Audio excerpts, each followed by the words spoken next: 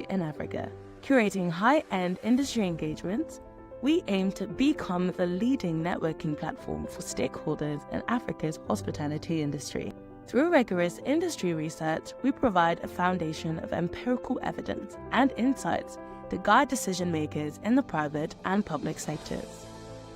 Our high-level executive programs and internships address the gaps needed to build, grow, and sustain profitable businesses.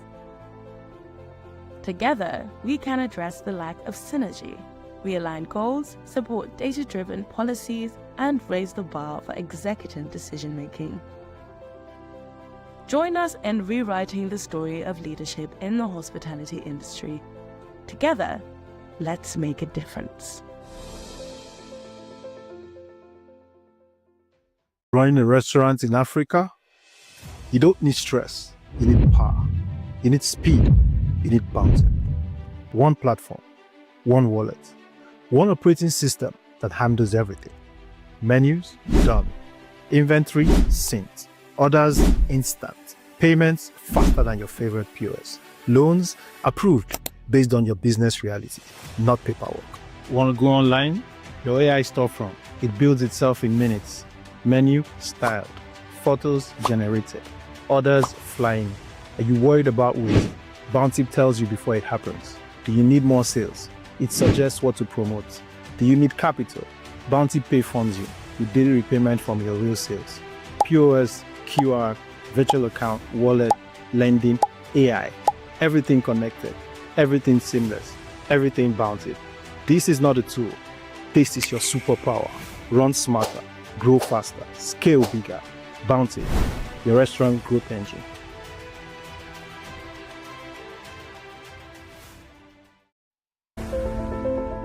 In the heart of Africa, where diversity thrives and cultures intertwine, lies a dynamic industry ready for transformation.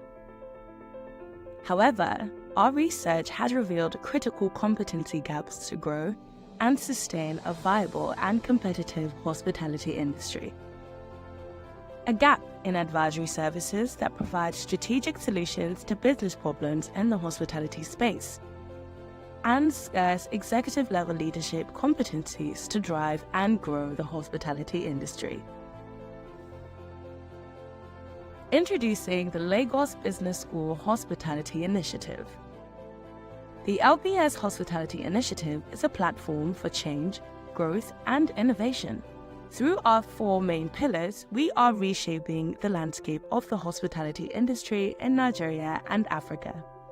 We provide expertise, guidance, and strategic insights tailored to the unique challenges of the hospitality industry in Africa.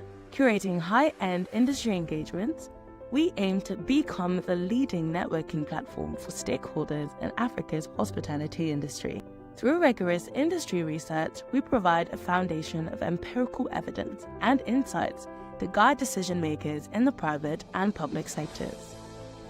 Our high-level executive programs and internships address the gaps needed to build, grow, and sustain profitable businesses. Together, we can address the lack of synergy, realign goals, support data-driven policies, and raise the bar for executive decision-making. Join us in rewriting the story of leadership in the hospitality industry. Together, let's make a difference.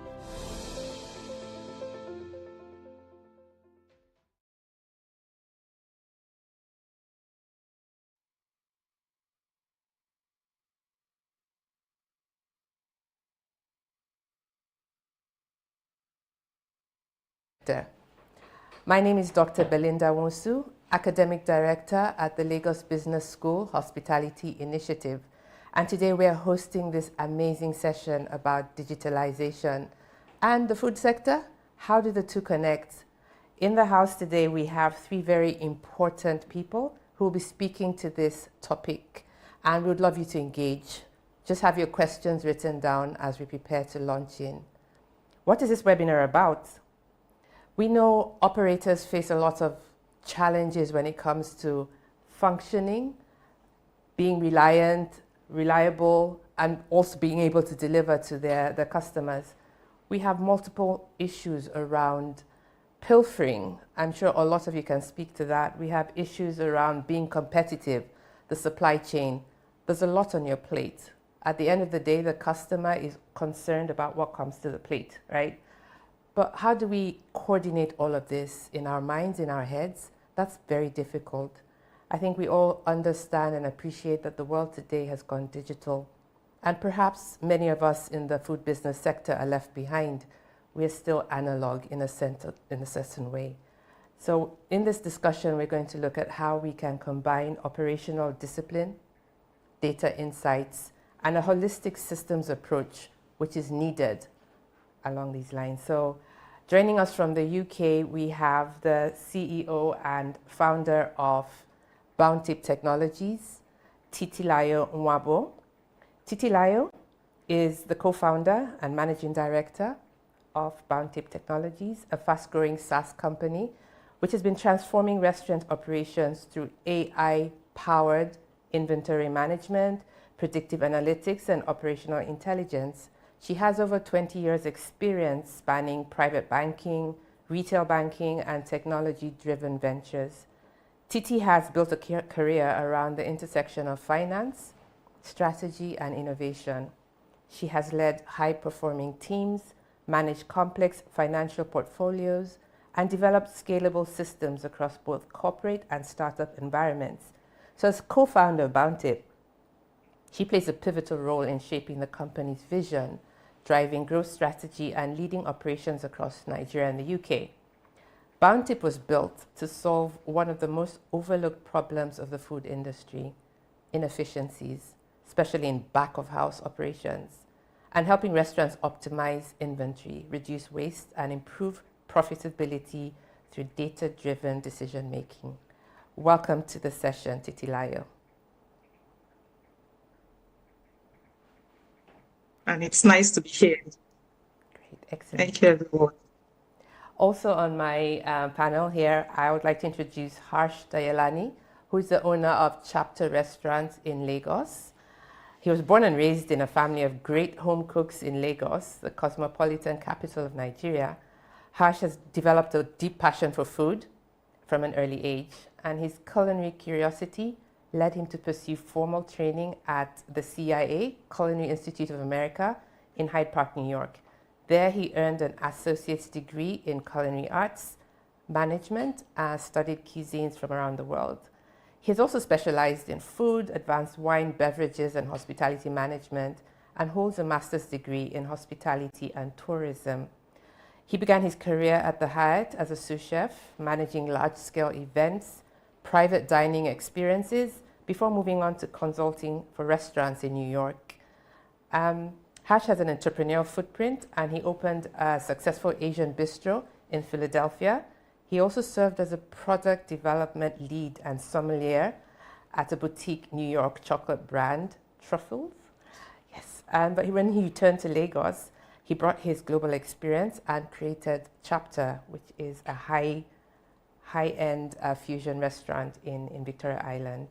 In addition to his culinary ventures, Harsh serves as a director at Simdri Nigeria Limited, a hospitality and industrial catering company for over the past 2 decades. So Harsh, welcome to the program. Thank you for having me. Great. Last but not least, we have Michael Agbogo. Michael Agbogo is the founder and CEO of ChitHub Company Limited, based in the UK and in Nigeria. He's a visionary technology entrepreneur and AI leader with over 25 years of experience at the intersection of tech, AI, smart city infrastructure, and digital transformation. As the founder and chief AI officer of ChitHub, it's a pioneering intelligence, security, and smart city technology company. He has established himself as one of Africa's foremost innovators in applying AI, computer vision, IoT, and cloud computing to real-world societal challenges. Rated in the top 2% of Nigerian executives by company size and international business network strength, Michael brings a rare combination of deep technical expertise and bold entrepreneurial leadership. Under his stewardship, ChitHub has deployed advanced solutions in intelligent security, electronic tolling, traffic enforcement, and smart city systems. He has empowered enforcement agencies with cutting-edge detection and data platforms across Africa and beyond. Michael is here to lend his voice to the AI conversation. So welcome to all my panelists. Thank you again. Let's do the deep dive. So we'll have a discussion around the food business and tech. I would like to throw this question to Titi very quickly around the food service industry. Titi is undergoing significant operational shifts, with technology becoming an increasingly important part of that conversation. From your perspective and your experience, where does digitalization create the most value for a food business? Digitalization, the way it is, it's to expose to make it more visible for people to know what is actually happening in their business. So it creates visibility in your business, because without your business being digitalized, if the data are not available, you will be making wrong decisions. You will not actually know what is happening in the industry. You will not know what is happening at the back end of your business. If you're losing money or if your inventories are expiring, a lot of mistakes will be happening. So Okay, thank you very much. So if I hear you, Titi, you are actually pointing out the fact that people need something to help them understand the challenges within their space, and that's something you've spoken to. I'll move my question over to Harsh in this. Your experience as an operator, where are the digital gaps that you experienced that led to your onboarding technology? See, coming from the industry, what the gaps were back, things were never, there was no discipline in terms, everything was either written down on or memories or, put on different kinds of notes that could be misplaced.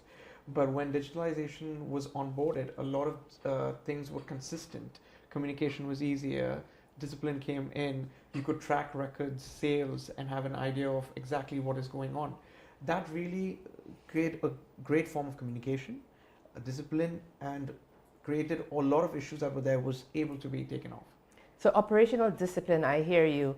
Before you transited to a digital platform, right? What did you have back end? Did you have your recipes? What is it that you needed in terms of data to be able to transform? I needed recipes, costings, data in terms of procurements that are coming in, how much portions are coming in, suppliers, pricing, labor, in fact, an aspect of that also. All that data were all written down. Nothing was ever inputted. So these are the advantages of digitalization coming in that really helped to move that gap. So I hear that to be digitalized, you need to have your back end in order. Correct. Okay. I'll go over to Michael now. Michael, this concept of operational discipline from an AI tech perspective, how important is it? I think it's a critical foundation that, if lacking, anything that you build on top really cannot hold, water in there.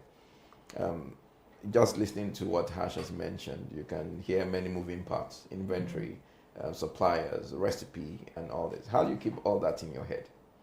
So I usually liken this to thinking about it from, let's say, a bank, or even something as small as a microfinance bank.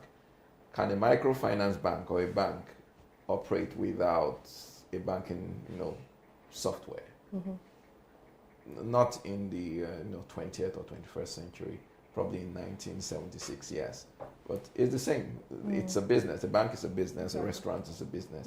There are so many moving parts that you need to put together. And as Titi has mentioned, visibility to these moving parts is absolutely critical.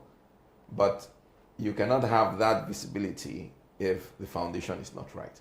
Operational discipline forms part of that foundation. And that's really out of the spectrum of tech. So that creates the foundation for tech. So tech only builds on that. So a partnership, Titi, I think this is what we're talking about. The partnership, the integration comes with partnership when you look at the fact that we or people in the business sector, in the food business sector, need to get their act together. From your experience, what are the core modules that you need to fix in order to engage people in the tech sector? Thank you. So the core models, I believe people, the operators need to fix for them to engage with the software. One is their inventory, because this is one of the things, the inventories are very important. Somehow these leakages happen and you do not know that is happening. And at the end of the day, it affects you, you know. Then I also think they should be able to calculate their food costs, because that is what most of the restaurant owners don't have as of today. You keep selling, you do not know the food cost. You do not know the margin. You do not know how much the products you bought today, if inflation has already taken over the products you bought today. So you need to calculate all those. Then also, the other thing that also needs to be fixed is they also need to fix the way they work, because people they prefer to use manual process. The chef is the one that knows the recipe. There's no standardization. The inventory person, the manager is the one that understands the inventory, while the cashier is the one that understands the numbers. All these processes need to be fixed, because at the end of the day, you will just see that you are making the money, the revenue is coming in, but the profitability is actually depleting. Thank you. Thanks. Going back to you, Titi, let's do a deep dive here. When we talk about the food flow starts way back with the receiving, the purchasing, the receiving, the production, the holding, and then finally the service. At what point on this food flow do you think we need to work with technology a bit more? Is it more at the receiving end, or is it in the actual production? Where in the food flow do you think interventions are needed? Then question for, I lost a bit. I'll go back to the question. Hello?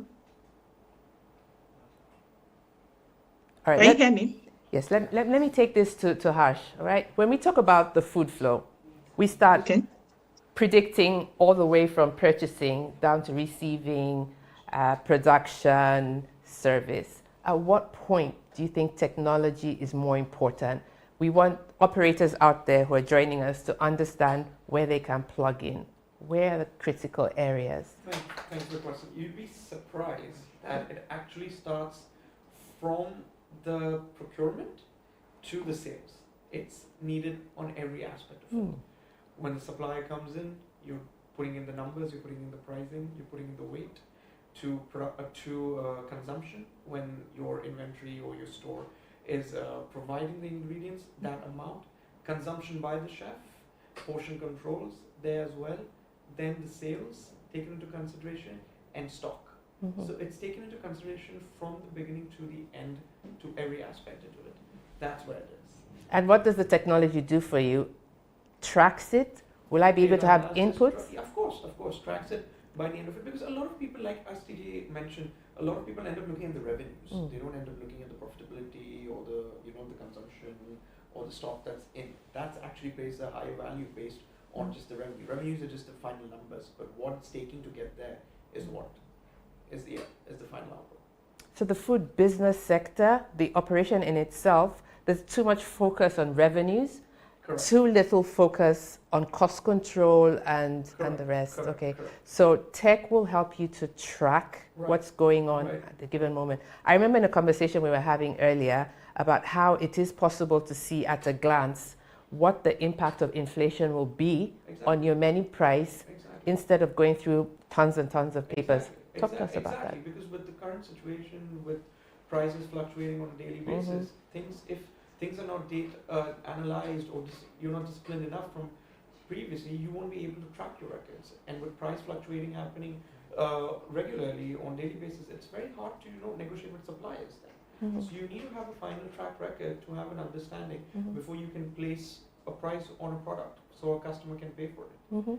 So those are things that need to be taken into consideration before any final. See, we can just price a product on the menu for X amount, and we're happy with it because we're going to make a margin of it. But does that really cover all your costs?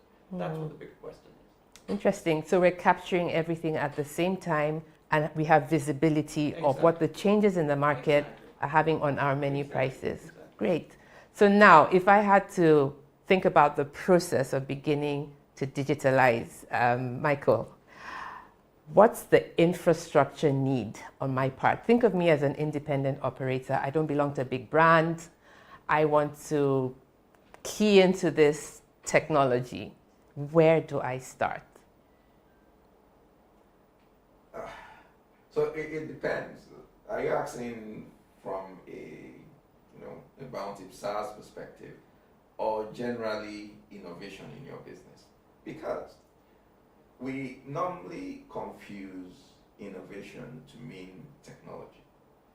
Innovation is not technology. Technology is an innovation. There was a book I was reading some time back, and then there was a mention there that one of the biggest innovations that we've had in our lifetime is the invention of a textbook. Seems very simplistic. Yes. But that allowed us to be able to spread knowledge, document knowledge, share knowledge over centuries. Before a textbook, there was no such things. We were like a fish. Since the beginning of time till now, if you put a worm on a hook and you throw it into a river, you will catch a fish. None of their ancestors has ever bothered to tell them when you see a worm hanging, that might be danger. So that's innovation in itself. And that's the way we should think about it. So depending on the scale of your business, depending on the complexity of the business, as Harsh mentioned, it's a chain. His business is very complex, from procurement, purchasing, whatever. Somebody might have just a small food kiosk that he prepares the food himself. That's not a complex business, but the fundamentals are the same. So in such instances, it's now, first of all, I think the biggest real gap is in the education of the business owner on what's critical to making a business successful in here. We mentioned food cost, right? That's, an input in there. Revenue is important, obviously. And, your fixed cost. Do they know what the fixed cost is? Do they know all that? So I think that's first foundational and fundamental, that will allow them to know what they are looking at when the technology is telling them this. Your food cost has gone up by 5% due to inflation. Do you know what that means? Yeah. In there. Or your revenue is up, but your cost of sales is higher than the revenue. Do you know what that is? So if innovation doesn't happen first from that dimension, in being able to allow the business owners to know those fundamentals, then technology will not have its place. So to answer your question in simple terms, I think that's the first foundational thing. Then we can layer on probably basic infrastructure in the connectivity, devices. Then the software layer comes on top. Then the intelligence layer, and that's where we get the biggest bang for the buck. So we need to know where we're at in this business. My experience over the last 20 years in the sector has indicated we have a big gap in knowing. A lot of people have homegrown skills. I love cooking, and therefore I open up a business, right, or a restaurant. But there's a lot that goes with that. And I think we're reaching a point in the competitive landscape where you need to know what you're doing, or you won't be able to scale or to be sustainable. So speaking along those lines, I'll come back to you, Michael, along those lines of what kind of infrastructure should we be thinking about? We're very, very far from intelligence at this portion of the conversation. I'd like to bring it back to Titi, the pushback from owners. If we need to be educating owners, there's a bit of pushback, all right? This thing is going to be expensive. I only know how to cook. What else do I need to know about a business, I think that education in that space, what kind of pushback have you experienced in your time working with owners? There have been a lot of pushback from owners. One of the pushback that we've experienced is resistance to change. People are so much used to their old ways of doing things, the manual processes of doing things. So them changing becomes very, very difficult. Then another pushback that we also get is complexity. People will tell most owners or their workers will say to you, "Are you sure I can use a computer? Where do I start from?" I think the fear is something that also acts as a resistance. Then the structure, the operational structure, the operators are actually using, the way their operations are. This person does this, the other person knows that, the other person is an expert in the other thing. It's not standardized. There's no structure in place. So they're already used to that, their whole way of doing things. So they find it difficult to change. And I know most people also find that difficult to change, Then another thing we've also noticed in speaking with and working with restaurant owners is also the use of disconnected tools. Different tools are being used, and those tools do not come together to give them those informed decisions they need to make. Thank you. What are disconnected tools? Can you drill down for us? Give us examples. Okay, so you have tools, you have like the front end tools, which is just for POS, making payments. Then you have the back end tools where you have, I'm not going to mention names, for accounting purposes. Then you have another tool that would help you with your staffing and HR. You have another tool for procurement. So everything is disjointed. You don't have those information in one view. The integrated system would have everything connected. Input at one end has an impact on the output at another end. Titi, is that what you're saying? Hi. The integration. Yes, the integration. Okay. Change management. What do you think is feeding the fear? Do you think, Titi, it's coming from a financial perspective? Oh no, this is going to be very expensive. I can't afford this. Where do you think that fear is coming from? Financial perspective is part of it. It's one of it's actually part of it, because when you tell them the price, sometimes when you tell the operators the price, sometimes they get scared. But forgetting that the money they lose from the back end caused by inefficiency is more than what you'll be paying to have a good software that will help you save more. But they need to see that in order to believe it, isn't it? Yes, they would. So for you to see that, you would need to use a tool that works for you. I remember once in class, back in the day when I was in vocational education and training, we had a very simplistic simulation of over portioning by 50 grams a piece of chicken. You over portion for 50 grams over a year. And that simulation came to about 3 million naira at the end of the year. If you don't see it, you don't believe it, right? And I think that's one of the ways that we can help operators understand that your blind thinking that you are spending a lot on systems is actually helping you cut down on your losses. Thanks for that. I'll come to you, Harsh, now. Around the conversation of cost-benefit analysis, you're an operator. Right. I'm afraid that if I take on this digital system, I will actually be coughing up a lot, tying in a lot of capital. But I hear it works out in the end. Could you give us a case of how this has worked with you? See, there was, if I take into consideration, there was once a time that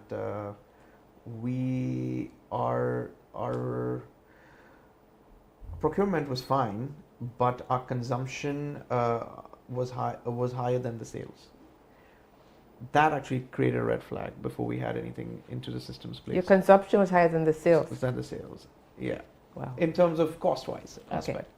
And that kind of created especially being in the high volume production, that does create kind of a red flag. But when we had everything digitalized and everything on the systems, we actually could find where the leakage of the pilferage was, and that was able to, fix those aspects rather than having them just showing a bigger revenue or just a revenue going on, whereas cost of things are just going higher and higher. So those were the things in terms of that. In terms of the capital investment, a lot of people think that, do you need to invest again into another system, right? But that's the whole point. It basically integrates the entire, all the aspects of the operations into one system, which literally gives you the idea of everything. So from the back of the house to the front of the house, from the accounting aspect, from the store procurement aspect to the suppliers to the labor, everything's all integrated to the one point. So the digitalization basically is taking the chaos away from the business, right? It's bringing everything together. And as mentioned before, if a chef leaves or a manager leaves, all data is already recorded. So anyone who comes in or joins in has an idea of where they left off from, which is very important. Yeah. Sustainability. Exactly. So, and also a bit of succession planning, I think, is locked into a system. So if somebody walks out on me, they don't walk out with the core of my business, right? It's already locked into a system, all right? That works a lot. So, Michael, we talked about getting operational discipline in place, but you mentioned something about intelligence. I'm thinking along the lines of strategic thinking. We're so stuck in the pots and getting food out that we forget the big picture. How does technology support us in thinking more strategically, especially if we want to be competitive? I think I was having a conversation yesterday about, as a leader now, what's your scarcest resource? And the answer always jumps out to be attention. What are you attending to? Because you only have a fixed amount of attention. So as Harsh mentioned, if there's a lot of noise everywhere, your attention will be everywhere. Will you be focused on the key, matrix of the business? We always say that the businesses have different flavors, from hospitality to operating a refinery, blah, blah, blah. They have different flavors, but at its core, they are all the same. You have a product or a service that is sold for revenue. You have a cost that is used to provide that service. And then you probably invested in some infrastructure that you need to either amortize or recover. So those basic elements, are the same. How can we get you to focus on the basic elements without the noise? And I'll give an example. I was at a restaurant yesterday when I flew in, and then I placed an order. After I placed the order, they went in, they came back and told me my order cannot be fulfilled. It's not available. Because they don't have the ingredients, right? So there'll be two sides to this. Okay, I placed the second order based on the ingredients that they were supposed to have. And then they brought me something else from it, right? At the end, two things has happened there. But does the business have any knowledge, one, of these two events that have happened? One, there was something out of stock. There was no accountability and escalation of that accountability. So if the inventory manager did not make, effort to eliminate that, situation, and it wasn't escalated fully upwards, then that's an issue with the business. Meaning the business needs a way to know when things go wrong, and they need to be able to know on time. Secondly, there was a lost profit opportunity, because definitely this would have improved the revenue of the business. Will the business owner ever get this information of what has happened? The answer is no. So how can you make the business better? And that's why what Titi was mentioning, these tools are absolutely critical, especially within the hospitality space. The rate of closures of restaurants, it's astronomically high. If you go to any industry, it's probably one of the highest in the industry. Yeah. People come in with a lot of enthusiasm, based on talent and feelings. The reality. But the reality. And then, the question is, you don't even know why you failed. I was telling Precious earlier that it's one thing for us to tell you how you succeed, but it's another thing for us to tell you what will make you fail. And when you fail, you are not surprised that you have failed. So yes, that's what's really I think needed. that's where digitalization, it's a mirror. It tells you Yeah. the truth. Yeah. Right? You look into it and you actually know the figures, you know the reality. That's what it is all about. It's data-driven decision Exactly. making Right. and visibility. Right. All right, so it's a tool. It's a tool. Yeah. But we need to emphasize that that tool can only work on structure, right? The structure of getting it right. So we need to see how to go about that. I want to ask if this is something that we can also, Titi, going back to you, in terms of the quality of the decision making, right? So we're not, as operators, those of you listening in, you're not at the level of very rudimentary decisions. As an operator, you need to be able to think strategically and intelligently. You need the data for that to happen. What about the ability to engineer menus, for example?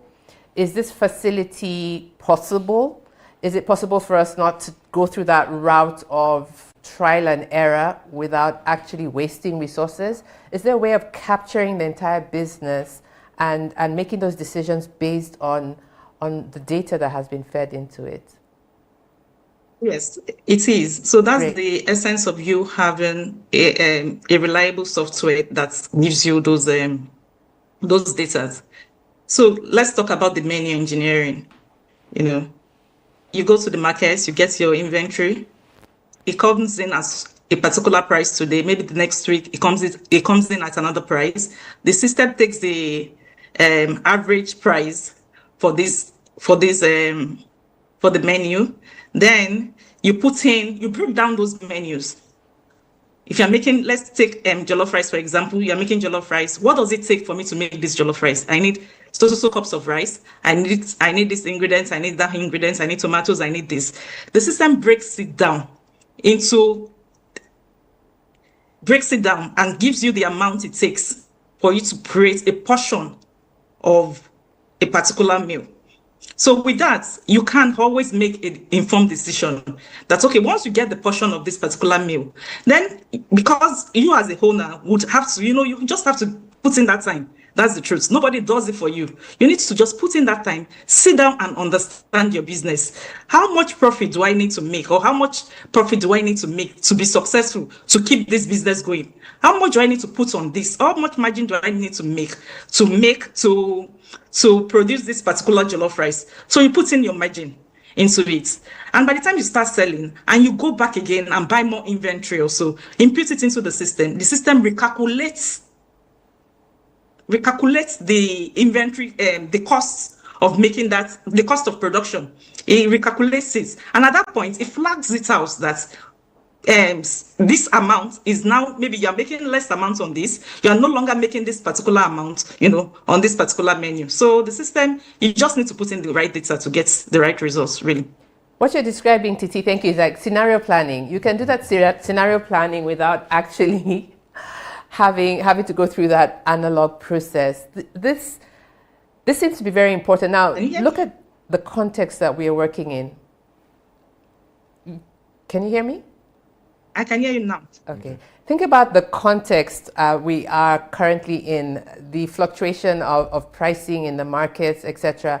What's the danger there for operators who face these real-time challenges of not finding product or produce, and then having it sitting comfortably on a digital system somewhere telling them that this is what it could be? This is real. Our challenges are real. What would you say to that? Yes, I agree with you that I agree with you that the challenges are real. So it has to, the business operator needs to pay more attention to their data.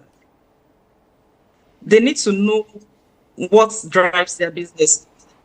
They need to understand the leakages that are happening behind the scene, because that is really what is affecting most of the operators. Inventory leakages, cost of price, margin shrinking, inflation, pilfering, all this affects them. So I think they really need to sit down and understand their business. But the only way you can understand this business is having the right data. Thank you. Thank you so much. And so, Harsh, as an operator, we've heard so much about upskilling ourselves. Operators need to upskill themselves. Where do they go? What do they do? Where do they even start? If you had to give an action plan for operators to upskill themselves in understanding the food business, give us an idea. Start small. Be consistent, self-disciplined, proper leadership, team handling, team training, management, data analysis, and track your sales. These were some things that will be taken into consideration ever. If I'm answering the question right, Yes, in terms of starting an operation, these are some key factors, because a lot of people, what they do is, as we mentioned earlier, very enthusiastic. Let's open a restaurant. I know how to cook. I want to do great. As soon as they start, or Michael mentioned, 70% or 80% fail at the beginning, because In less than 2 years. Exactly. In less than 2 years, yeah. And this is a very cash invested business. Cash flow has to always be there. So these discipline integration from day one is what leads to success. And these are the things, of some key factors that I mentioned, that are very important for them. And in your background, you have gone through the process, so you probably understand the ins and outs of Correct. food and beverage management. Where would somebody who has just had a passion for it, you come up, you start the business, where or how do you advise the person to learn the process? Because at the end of the day, I can't pluck it from the sky. And I think it's fair to say that a lot of people in this sector don't have that formal training. Right. Passion is great. It's great. It's fantastic. We all should have one. But numbers and analysis is what gives you the real answers. Without that, you don't get results. It's very straightforward. It's not just about talent. It's not only about talent, of course. Creativity and innovation is, of course, very much there. But I believe in something. If there is innovation without discipline, it's chaos. And if there's only discipline and no innovation, it's robotic. So it's very important to make sure from day one. Of course, creativity and innovation and the passion is always there. But consistency, discipline, communication, self-discipline is all needed when it comes to this kind of industry, 100%.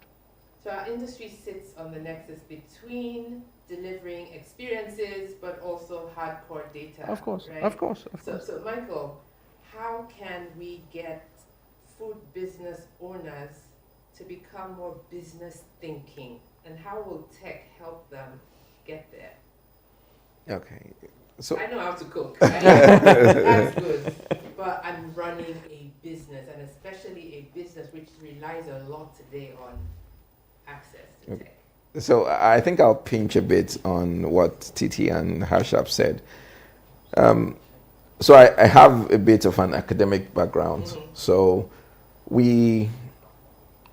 and that academic background, when it relates to business, is you come into any business with a hypothesis, right? And your hypothesis is that I'm a great cook, told by my family and friends. Because exactly, best rice in town by family and friends. Yeah. But I don't know if that's true or not. I'm going to test it by trying to ensure that my cooking, if that's what you're offering, not the experience, is good enough for other people. So I assume that if 20 people like my cooking within the first 1 week, then there might be something here. If they don't, maybe my cooking is not so great and I've been deceived. That's a hypothesis. Yeah. So your notion of going into that business now is to validate if 20 people will do so, and then to learn something from it. Meaning you could learn that, yes, I did not get 20, I got 15, but the 15 people had feedback that I could use to increase that. Then you're onto something here. So to answer here, the question you asked, Harsh, from my perspective, is that that's the mindset of starting up a business. You start off with the hypothesis. Your goal first is to validate if your assumptions are true or false. But the big question is, how will you know that it's true or false? That's where the tools and the data comes in to validate that assumption. The assumption is to help you know the right direction to go. Speed is useless if you're not going in the right direction. People aim for speed, they aim for scale, they aim for this. If you lose 100 naira on every plate that you sell, for instance, without knowing, how many plates do you need to prepare to kill you? You're just killing yourself. But if you did know that I'm losing, 100 naira, you can make adjustments to make sure that probably it's at zero, or I make 100 naira, then I can scale. So it's knowing, it's having a clear understanding of those assumptions that you've made, and then ensuring that the data is telling you to scale, then you now scale. You don't scale before the data tells you to scale, because at the instance, you are running an experiment. Single location, small location. You don't just do, a grand opening. You need to pay back that cost that you are putting in. So yes, technology will help you to know and to validate if you are telling yourself a lie or the truth. Passion is not enough. It's not enough. So where does AI come in with all of this? I think today's digitalization cannot or does not exist without AI. Yes, correct. And AI goes beyond just using specific applications, I don't want to mention any names, but you know what I'm talking about. How does AI feature in all of this? So let me even go, to the work that we are doing with, the Bountip team concerning, AI. Now, you've mentioned that one, there's a gap in knowledge, right? And two, Titi also mentioned that there's, skepticism to change and tool use and all Fear. that. Yeah. So there are two products, and I'll speak about the second one, which is the Bountip Business Analyst. So what that's doing is sitting down behind your data and looking at it instead of you looking at it, and telling you through the channels that you already know what's going on with your business. So imagine as a restaurant owner, if I use that as an example, in the morning, you get a message from Bountip AI and it says, hey, Titi, inflation went up by 5% last week. And then we are still selling our rice at 2,000 naira when our cost has gone to 2,200 naira. We are losing this. And if we continue this way, we are going to run out of business. You need to change the price to at least 2,800 naira. It has done all the thinking for you. All you need to do, just implement. Or it tells you, last week we were out of inventory and we missed 6 orders because this did not happen and that happened. You need to tell them to do this.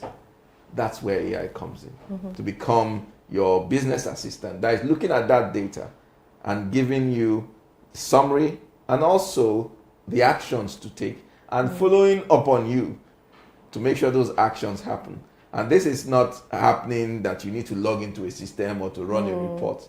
It's right in your face. It's telling you this straight up. Is this the space of the agentic AI that we're talking about? Correct. I'm afraid, thinking if business operators are not at the point where they are intelligent enough to understand the business, and we have an AI agent that is supporting us, could we be losing out somewhere? I don't think it's the other way around, meaning it's going to tell you you're not intelligent enough. So I'll tell you exactly what you need to do. Your gaps. Exactly. And Yeah. then continuously prompt you on that. The bottom line is, we always say that you cannot wake up someone that is pretending to be sleeping. Yeah. So you can't be pretending to be sleeping. They need to tell you the truth, because business is not child's play. If you don't do the right things, definitely you would go down. It's not forgiving, and you need to be at that space of mind to actually run a business. This is powerful. We're running out of time, but we have so many more questions to ask. Thanks, Michael. So picking up on that, when we talk about organizations, do we have to be big in order to think digital? Titi, this is, I think, what we've spoken to, the fear, the financial implications, but Is it possible that we could start small, even in this particular intervention? Could we start small wherever we're at? We could be an online food vendor. We could be a mom and pop shop. Is this something that belongs to that conversation? Or are we looking at the bigger, more scaled organizations? So for me, I would say, sorry, please, can you mute? For me, I would say that you don't need to, you can actually start small because that would help you grow. You know, you don't need to be big before you have a tool that works for you. So starting small would help you see what you would not see really in the real sense, to see what you're not actually, you would be able to see what is happening behind the scene really. And it will help you. Because at the end of the day, it's not all about, you know, the revenue you're getting. What about the losses that you're making behind the scene? If you can keep that losses, if you can safeguard, you know, keep yourself from making such losses, then you have that opportunity to grow. So I would encourage everybody in that sector, you know, to use a tool that would work. And then, you know, of course, I will recommend my tool. Thank you. So we're looking at, I think, just to bring this conversation to a close so that we can move on to other sections of this webinar. I have spreadsheets, I have POS systems, I have people, I have cash registers in some cases. All right, we're bringing it all together in what I would call a business intelligence structure, infrastructure. So, Michael, you've talked about basic infrastructure that would need. So what do I need to put in place? I think I'm talking about now the physical in terms, what would I need physically in order to make this run? How would that be? What would that look like? That will depend on your size and complexity. Like you mentioned, if you are a small business, you cook from home, your mobile phone is all you need. We can have all of this on a mobile phone. On your mobile phone. You just need data. More than that. You don't actually need data if it's running on your phone, except you want it to sync and access it from somewhere else on your phone. Your phone is all you need. If you have a single location, internet is not a problem. Everything can run within your local system. So in that case, you might just need probably your phone, one cash register, as you mentioned, and that's it. But if you're like harsh operation that's massive, a lot of places, then obviously the internet now comes to play because you want to be able to see all those locations from different places. So it varies depending on the size and complexity of your business. But the good thing is, on one hand, you have a lot of people are skeptical because of infrastructure challenges, internet and all that. But the system run offline. They sync when there's internet, you know. So yes, you can walk around that. Okay. So in summary, small, a mobile phone is okay. Very large, internet can be solved. So there's really no excuse while in what year are we in now? 2026. 2026. You're not connected. You're not. It will be surprising. Okay, so no excuses, right? No excuses, no. I think the elephant in the room, Harsh, has to be people, talent. Right. Where does talent fit into all of this? Especially we're in an industry and a sector where talent is very mobile. Yeah. Turnover very high. How has that been for you in terms of digitalization and the talent available and talent within your business? I think talent also comes in a lot of motivation, a lot of training, a lot of discipline. Like if you notice in the entire webinar, I've been using the word discipline a lot because without discipline within, which is if it's not included within the staff, you'll never have your results. So talent can be there, fantastic, but as long as it's not followed with consistency, discipline, it won't place.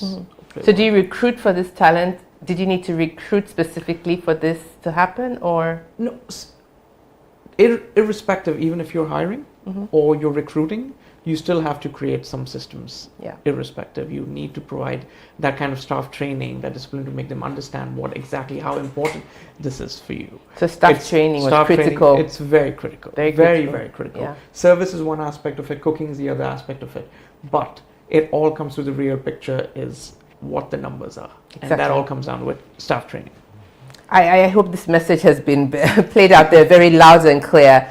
If you do not train, there is no way that you can get the output that you expect. So it's really important that you have a team of people on board. As we come to the end of this segment, I would like to go around the room and just ask each of my panelists to drop a nugget. What do you want our guests on this webinar to walk away with? What's the nugget that you want to leave with them? I won't put anybody on the spot now. If you're ready to go, just tell me. One thing in a sentence or a short snippet you'd like everybody to go away with from this particular discussion. I'll go first since you're Good. Yes. So mine, I think is simple, which is, speed is only important when you're going in the right direction. And to go in the right direction means you need to know that you're in the right direction, not think. No. It's I know, not I think. Hard facts. And then once you have those hard facts, provided by data, then you can scale. Thank you very much. That's profound. Imagine speeding in the wrong direction. You're going somewhere. You're going nowhere.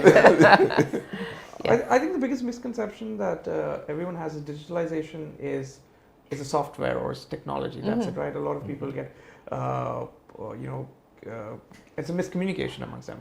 But I think the biggest thing is right now, in order for someone to be successful, digitalization is the future in hospitality. And especially in a country like in Nigeria with fluctuations happening on a daily basis, if these things are not taken into consideration, it's already, a loss right there. Yeah. So very, very important. Passion is great. Passion is wonderful. But factors need to be taken into consideration. Passion won't get you on the right direction exactly. or sustain you, right? Thank you, Harsh.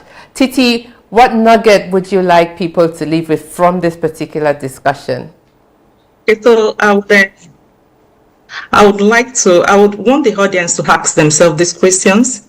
That's, would they like a system that would solve all their operational problem? Is there a practical way of is this system usable for them practically every day? Can their staff adopt the system, the usage of the system? Does the system help them to be visible? As in, does it help their business to be visible? Can it support growth? Because at the end of the day, they all intend to grow. Because you're in the business to grow. So those are the questions I would want them to go home with and think about it and choose a system that would work for you, a tool that will work for you. Thank you. Thank you very much. And so we come to an interlude here, a brief interlude, where we're going to have an invitation to engage. And then we will move over to Titi, who will give us a case example of how this technology works.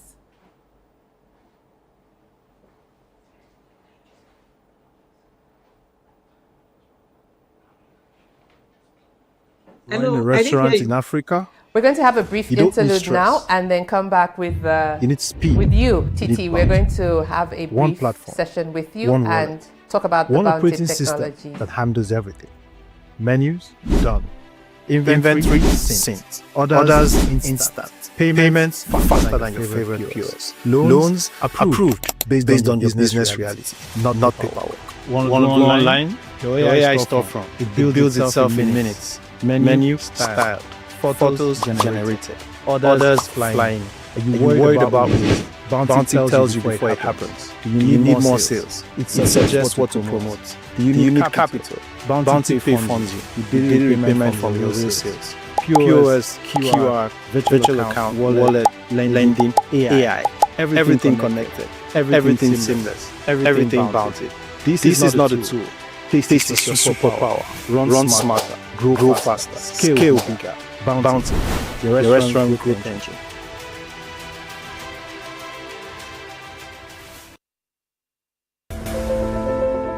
In the heart of Africa, where diversity thrives and cultures intertwine, lies a dynamic industry ready for transformation. However, our research has revealed critical competency gaps to grow and sustain a viable and competitive hospitality industry. a gap in advisory services that provide strategic solutions to business problems in the hospitality space, and executive level leadership competencies to drive and grow the hospitality industry. Introducing the Lagos Business School Hospitality Initiative. The LBS Hospitality Initiative is a platform for change, growth, and innovation.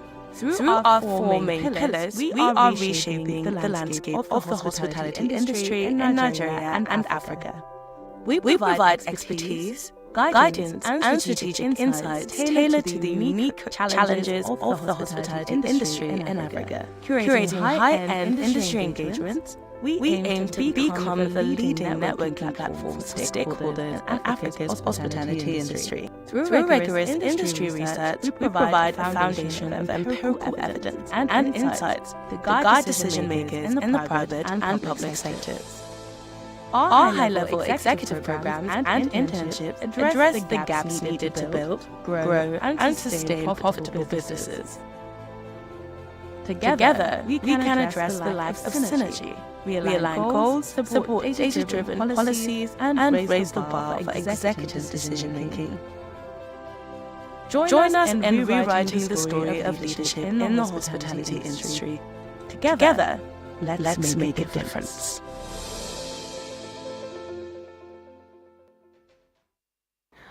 Okay, good afternoon. We're in the afternoon now. Good afternoon, everyone. So I'm going to give a brief presentation on the Lagos Business School Hospitality Initiative, what we do, why we are here, and how we can better engage to help move your business forward.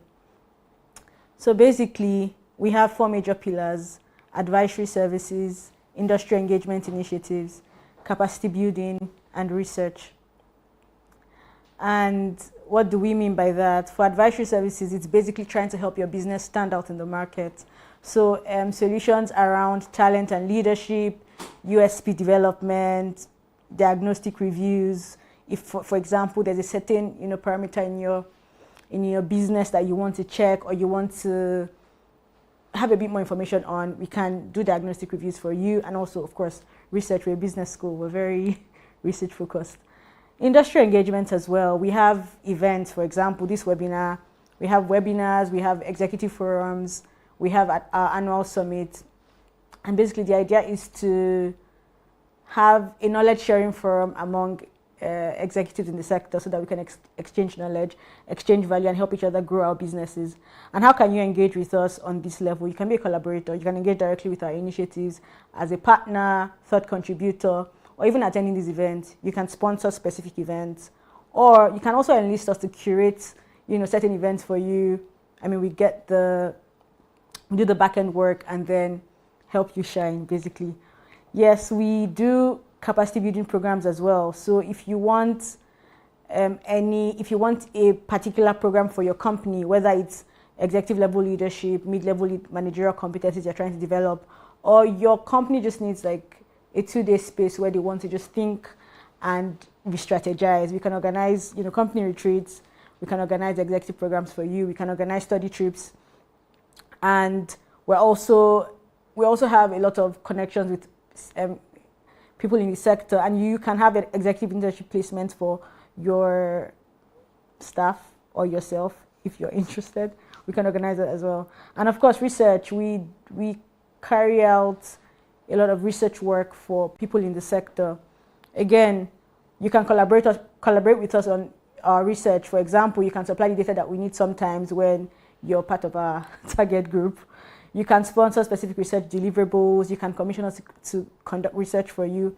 And you can also subscribe to our research products that we have along the year. Of course, we have a number of things coming up in the year. I mean, the year we're basically almost midway, but we have some programs coming up which we invite you to be a part of if it is something that you think you need.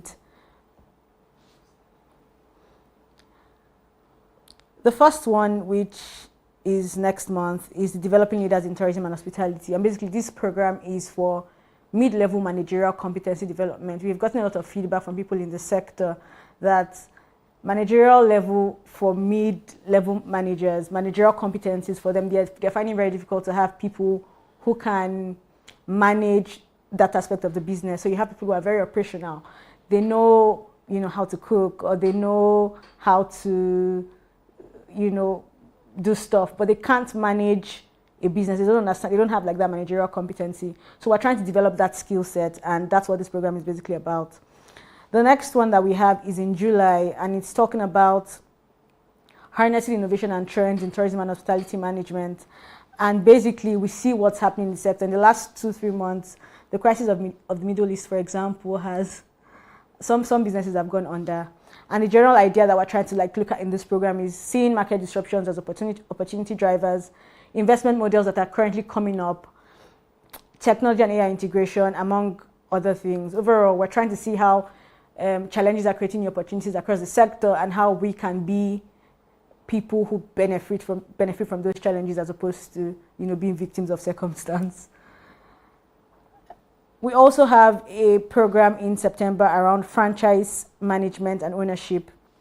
Basically, franchising is a business model that is growing now in the country, because for people who have businesses that are franchisable, it's a smarter way to do business, because you don't always have to duplicate the costs of having, for example, a physical location by yourself and all of that. And for somebody who wants to buy into a franchise, you don't have to do the hard work of having to build a brand that is credible. You already ride on the credibility of other brands. So we're trying to see how to help people understand the business model and how people can take advantage of this a bit better.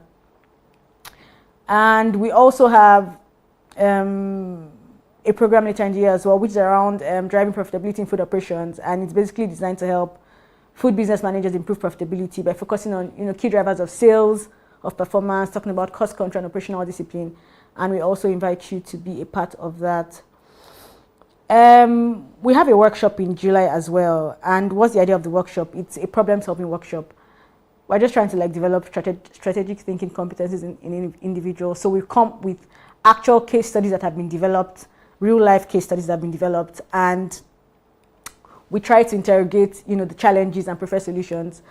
We can also have companies who want to have a solutions workshop for their company, and we can customize a particular workshop for you to help you think through the problems you're going through and how you can actually come up with solutions that work.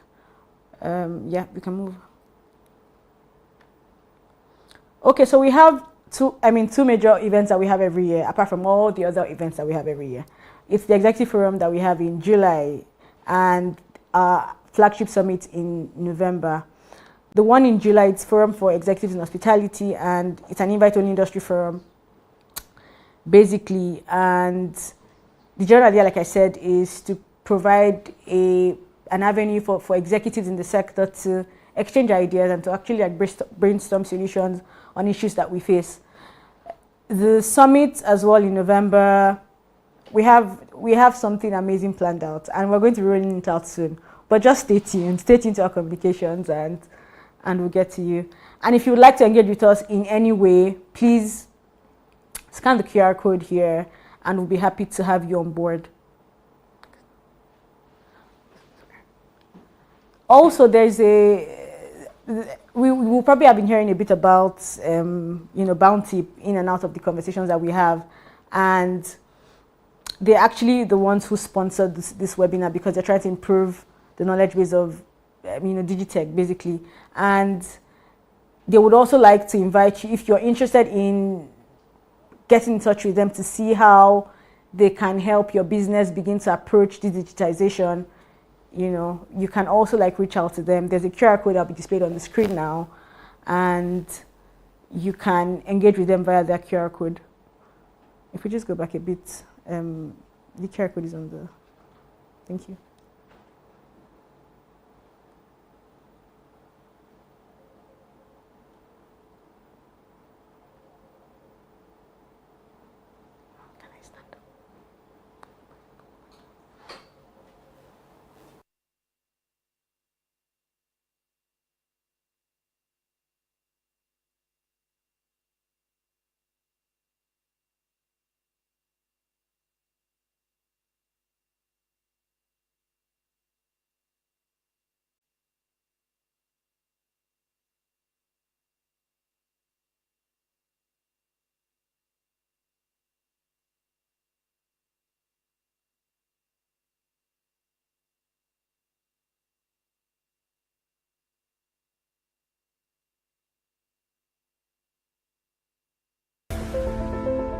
In the heart of Africa, where diversity thrives and cultures intertwine, lies a dynamic industry ready for transformation. However, our research has revealed critical competency gaps to grow and sustain a viable and competitive hospitality industry. A gap in advisory services that provide strategic solutions to business problems in the hospitality space, and scarce executive-level leadership competencies to drive and grow the hospitality industry. Introducing the Lagos Business School Hospitality Initiative.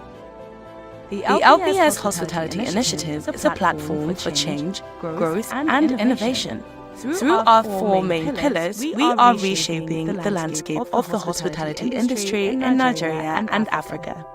We provide expertise, guidance, and strategic insights tailored to the unique challenges of the hospitality industry in Africa. Curating high-end industry engagements, we aim to become the leading networking platform for stakeholders in Africa's hospitality industry. Through rigorous industry research, we provide a foundation of empirical evidence and insights to guide decision makers in the private and public sectors.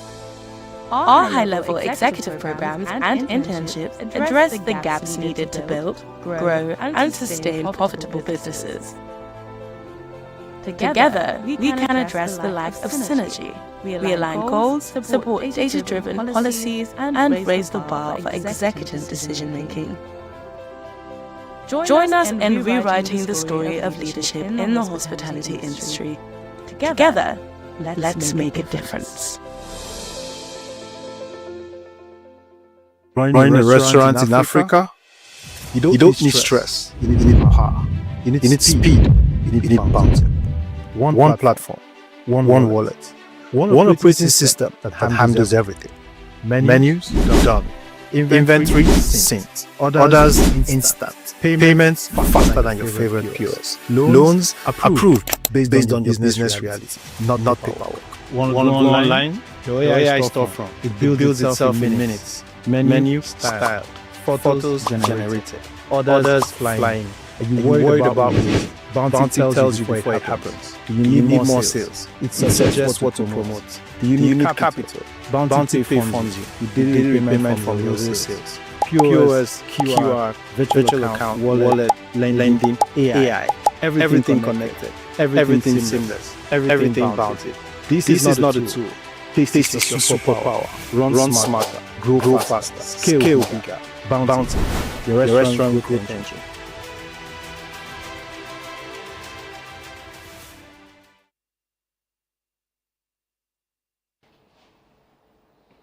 Hi. Yes. So Titi, we're going to have you give a presentation on Bountip and its capabilities. So I pass the mic on to you. Thank you. Okay, thank you, Doctor. Yeah, so Bountip started off as a restaurant management software some years ago, but right now we've gone past that. We are now an intelligence platform built for restaurants, bakery, food businesses to help them reduce waste, control their costs, and improve their inventory visibility. And in the long run, make them, operate better, more efficiency in the software system, in their system. So let me start by talking about what we do as of today. We address both the front and the back end operations of the food businesses. So the front has to do with the POSs. We have the inventory. We have the POS where you make your sales.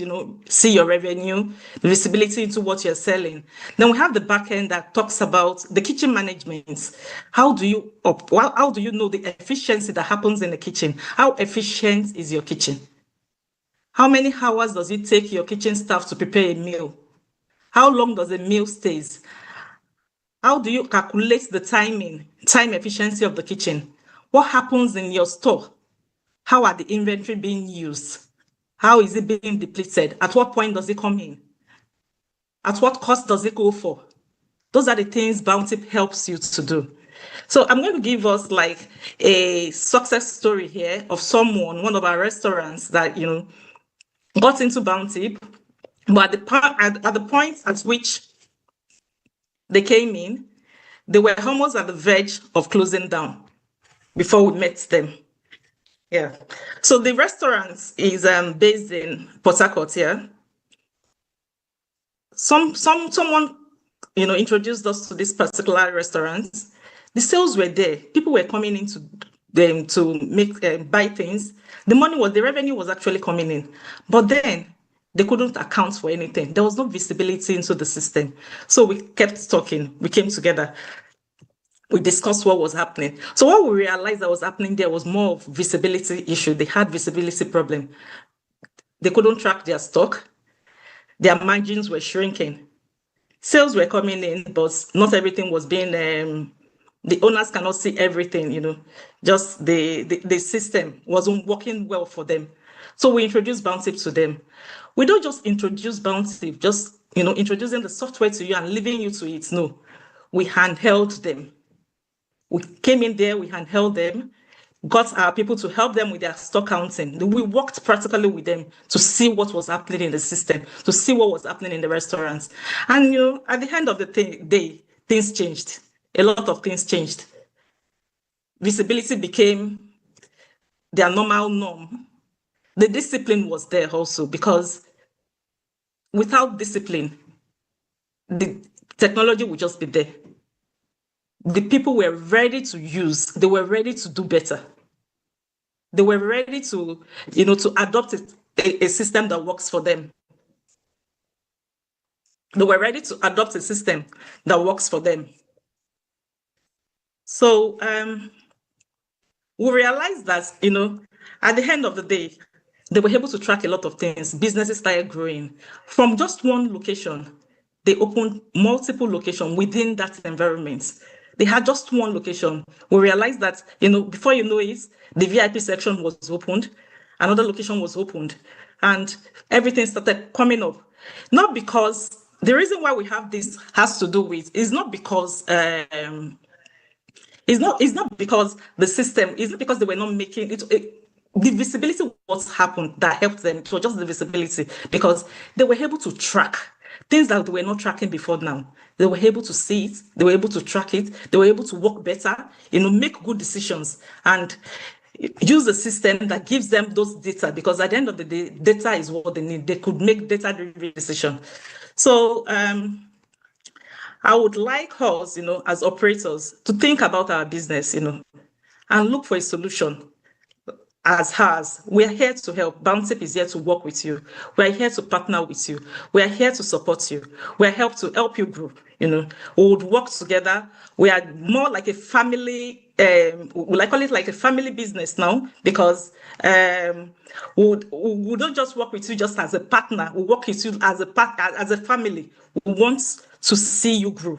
We want to see the numbers grow. We want to see the revenue coming. We want to see your inventory being tracked. We want to see your waste. A lot of things go through waste. Preparation waste takes over 45% of accounts for 45%. Preparation waste is there. We have waste that comes from spoilage. We have a lot of waste. So all those things needs to be monitored. By the time you monitor it, you will realize that a lot of money that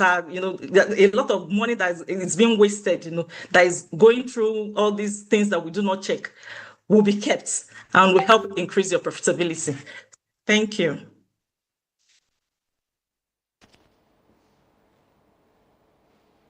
So if you have any question for us, please, we're here to answer it. Thank you very much, Titi. So the floor is open for questions from our participants. I have one quick question here that has come in from a participant. The question is, I'm Nkechi Adebayo. I operate an online food hospitality business. Our star product is Ofada rice and Ayamase sauce. And I'm based in Berger, Lagos. Please, you mentioned software that could help with cost and pricing engineering. Could you give us examples of how this works with your technology. Titi? Okay, yeah. Okay. So, please, could you repeat that question again? So she'd like to know I'm sorry about how that. your software could help. You're muted. Okay. Am I muted? Okay, sorry about that. I can hear you now. Okay, thank you, Titi. Somebody who runs an Ofada business, Ofada rice business, small scale, would like to know practically how your software helps her in terms of cost and pricing engineering, practical tips on how this works. Okay, so the first thing I would ask her to the first thing I would ask her to do as a small business, how does she get her inventory? She needs to put in that data of, okay, as of today, this is the amount of inventory I've bought, the Ofada rice I have in stock, and this is the amount it costs me to use this Ofada cost me to get this Ofada rice. You know, you have to put in the quantity and the cost so that the system can calculate. Because, you know, all this has to do with garbage in, garbage out. What did you put into the system? You must put in the right information to get the right answer. So she must be able to put in what the informations are. How much does it cost her to buy this inventory? And what quantity of this inventory did she put on the system? Then she now goes to the menu engineering parts. Now she has to break down. That is why we said that there must be a standard. There must be a standard at which you work. You know, that is where she breaks down. That's more like the production schedule. How do you cook these things? Do you make it in 5 liters of bowl? Do you make it in portions? Then how many cups of rice will I use to make a 5 liters of other rice? How many portion of tomatoes do I need to? So those are the things you need to put into the system. By the time you put all these into the system calculates. It gives you the amount, your costs, the food cost for that particular menu. It gives you the food cost. Then it will now be a business decision for you to say, okay, now it costs me 100 naira to do this. Then my business decision will be, how much do I want to sell? Do I want to sell 3 times the amount? Do I want to sell 2.5 times the amount? You know, so that is how the system works. I hope that answers your question. Thank you very much. And we have a question here. I think we could get an answer from where we are here. Share 1 or 2 restaurants using Bountip currently. Chapter. Okay. So Chapter Restaurant in Victoria Island is using Bountip technologies. Could we share another one? We'll need permission, I'm sure, for that, but that's totally... Okay, so we have the CEO of Chapter Restaurant in VI, and they are using the software successfully. There's another question here. I run a bakery and damages, visibility, and sales is our issue. I need a contact to continue with the conversation. Yeah, all right, okay, right.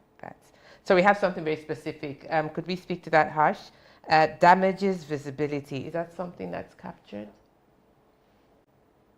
I'm thinking spoilage here. Spoilage and pilferage would be more of that. Yeah. I wouldn't call damage visibility. Yeah. Visibility, yes, comes in with spoilage in terms of if supplies have come, if things have not been stored in the right way, and after a while, if that does come under spoilage, and that comes under loss, that comes under inventory, which is again recorded, and then that gives you the cost towards the end. So it is captured. Captured. Captured. Great. Yeah. We have another question here. How do you convert a sales point from cash collection to a more digital reception, especially considering a rural location? This is a bakery. Is that something you can speak to, Michael? Let me get the question again. So how can you convert from a cash sales point to a more digital reception, especially considering that you are in a rural location? So So we're if you moving were from in a cashless, rural- yeah. I would think that rural is more cash than cashless. But to answer the question, I think the software takes in all forms of payment channels that you can think about. Whether you're collecting cash, you're using a POS, it's online payment, it's based on credit, whatever business payment channel your organization uses, already available in there. So I don't know what rural means to him. Exactly. What does rural mean? I mean, you get your, Any of the channels, Yeah. yes, that's already available to do so.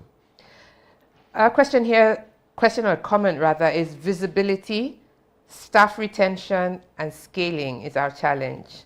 I need help. Can the software help with any of these challenges? What is it? Staff retention, visibility, and scaling. Definitely on visibility and scaling. Visibility and scaling, yes. Definitely. For staff retention, the comment I'll make is, where does the knowledge of a business lie? Does it lie in the heads of people, or it lies in your systems, processes, and all that? And that's what the software helps you to do. So if your menus lie on the system, chefs will come and chefs will go. The menu will remain. But the core remains. It always remains. The knowledge of the business must always be in your systems and your processes. SOPs has to be followed. Recipes have to be followed. First, let's move back a bit. Recipes have to be created. You can't cook from your head. Of course. It won't work. So we're moving from Tell the that head to the reality. the reality. People cook from their head. People and cook that's- from their head. In the business, you cannot, and it Right. won't work. It does not work. So there's a difference between a hobby and a business. So I think people confuse both of them together and they try to run a business like a hobby, and that's why you have these issues. So the simple answer is yes to those three questions. Yeah. Two, a very strong yes.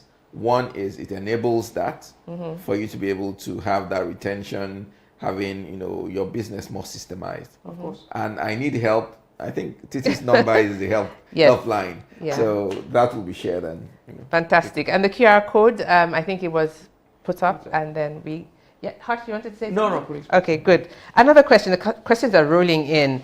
This means I must know every detail about my restaurant. Yes. I am an owner. I don't know how to cook. So how do I go about this?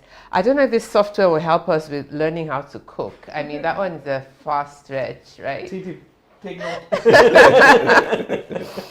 We could have a plug-in on this is how to cook. and to add to that, It's or to something we'll answer be that thinking about. question is, We'll think about that. you don't need to know every detail. You need to know the important details. And I think that's where we said, attention.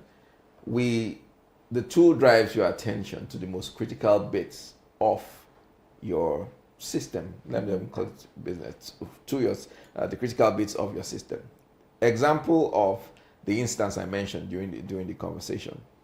So, as a business owner, do you need to know when every item's inventory becomes low? The answer is no, because you've employed someone to worry about that. But you need to know when no action is taken about it. So what are the things you need to know? The things that people are accountable for when the system or the process is broken, not the event in itself. And when people concern themselves with the individual event, then your focus is scattered everywhere. But we help you to narrow down to those things that are critical for you to be able to run a successful business, not all the noise. So we separate the noise from the actual signals. Great. We have a question here about food wastage. I'll come to you, Titi, with that question, and Harsh, I'd like you to take it up from there. Can you expand how food waste management works with the Bountip system? Yes. Okay. So for the food waste model, this is how it works. When you're preparing your menu, you have a section where you put in your menu. You should have accounted for a portion of it that would go to waste, really. Because assuming, let me use like a jollof rice as an example. A part of it will get burnt. So you should know, you should calculate that, put that into consideration when you're preparing the whole menu management, the recipe management itself. So part of that goes to waste. So let's assume that at the point of sales, let's look at it from the point of sale. You sell like 20 portions of that, and you've already taken maybe 0.001 as a percentage. Of course, it will calculate the waste underneath that. It will calculate that waste there. Then we have, at the point of inventory, putting in your inventory, there are expiring dates to some of this inventory. The system tells you before the expiration, but some sometimes, maybe because of the workload and everything, we do not look at some of those informations. Maybe because the system will actually send you an alert on your emails that so products should be expiring in the next 2 weeks. So some of those expired products, once it's expired, it goes straight into the waste log. Those go straight into the waste log. Then there are some other ways that are associated with customers not being satisfied. You've already produced the product, you've given it to the customer, and the customer tells you, no, this is too salty. You need to take it back, and it goes to waste. So where do you account for that? You need to log it into your system that this particular product is wasted, instead of just deleting and let the information go.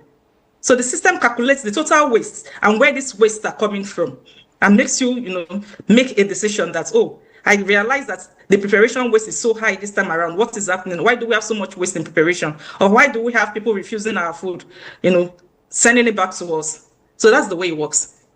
Thank you very much. Harsh, would you like to give us a practical experience? I think very much with what Titi said, but more if I have to get more into the core, being in the kitchen, it all comes down from recipe costing, recipe analysis, portion control, product quality. All those aspects add into consideration before you can take it, which lead to wastage, or as you had mentioned before.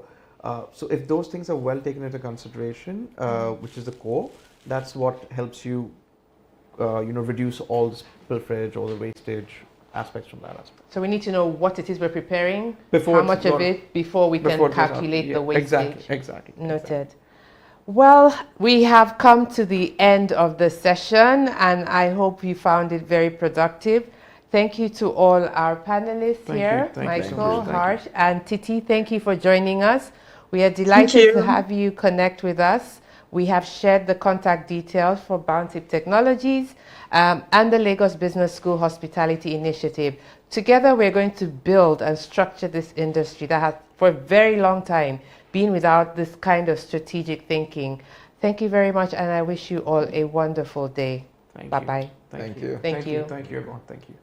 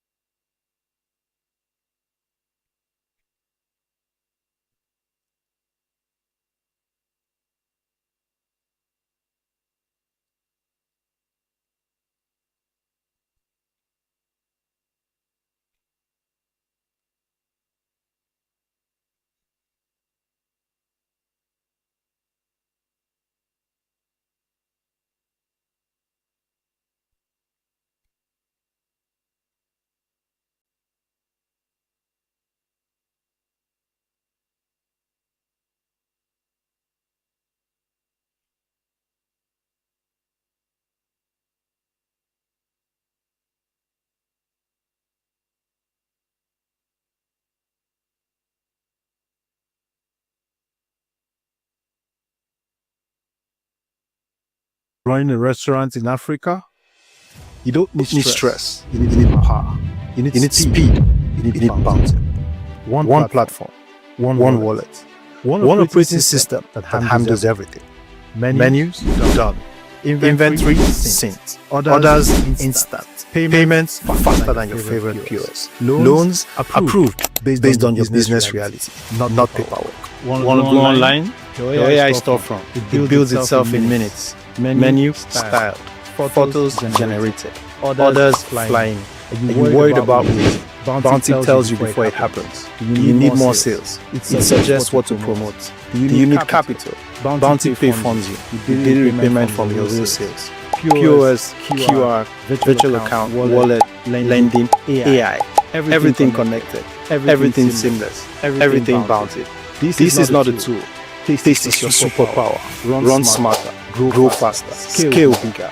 Bounty, your restaurant growth engine.